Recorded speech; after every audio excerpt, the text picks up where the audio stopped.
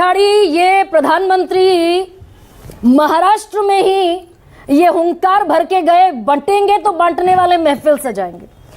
अब ये हिंदुत्व का पूरा कोलैबोरेशन है, हिंदू हिंदू एकता हिंदुत्व, और आप तो हुंकार भरने वाली पार्टी हैं। तो इंडिया का जो नारा है पिछड़ा दलित अल्पसंख्यक जिसने बल्ले बल्ले लोकसभा में की, वो दरकता हुआ सिमटता हुआ हरियाणा की तरह दिखेगा संजना?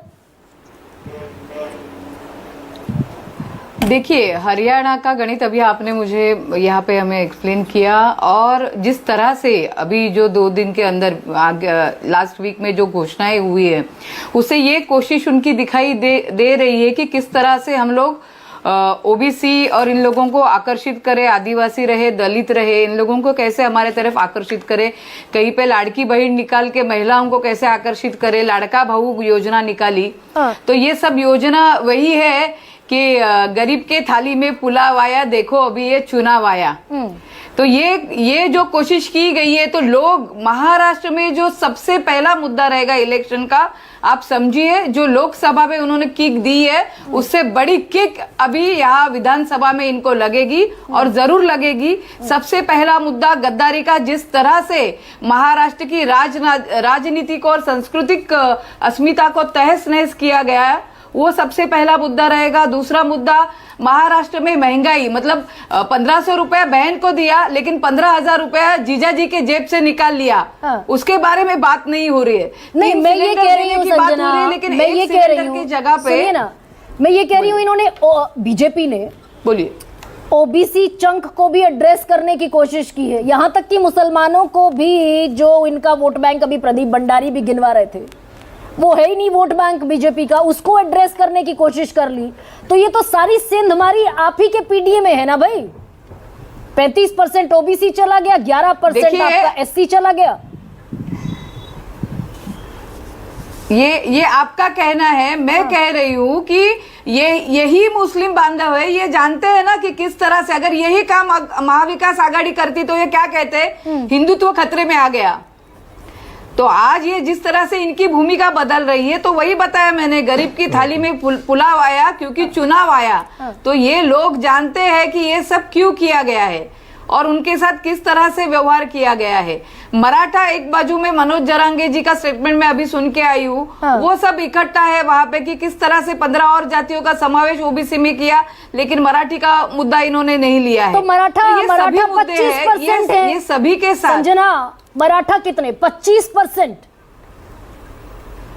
नाराज भी है तो क्या फर्क पड़ता है भाई? हरियाणा में 25% जाट थे, नाराज हो गए, क्या फर्क पड़ गया?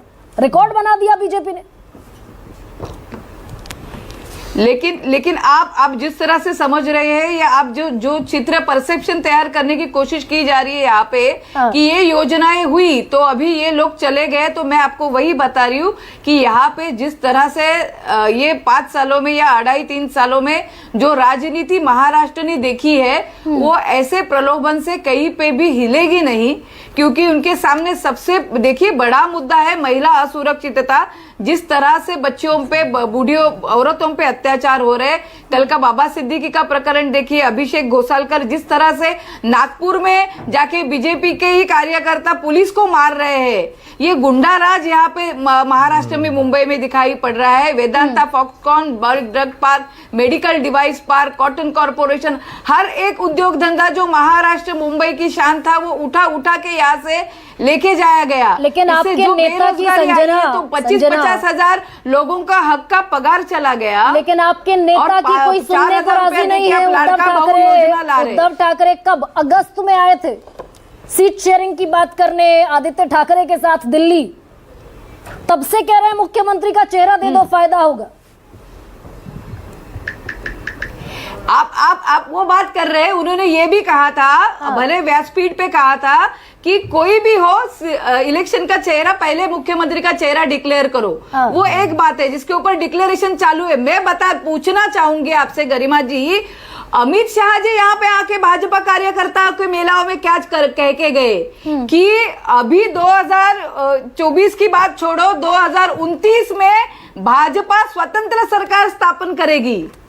इसका मतलब हम क्या निकाले और आप क्या तो ये निकालेंगे तो- वो भी जरा मुझे ये इसके तो ऊपर कहा- भाजपा ये तो प्रवक्ता कहा बोले। देश के गृह मंत्री ने। अब यहीं से सुशील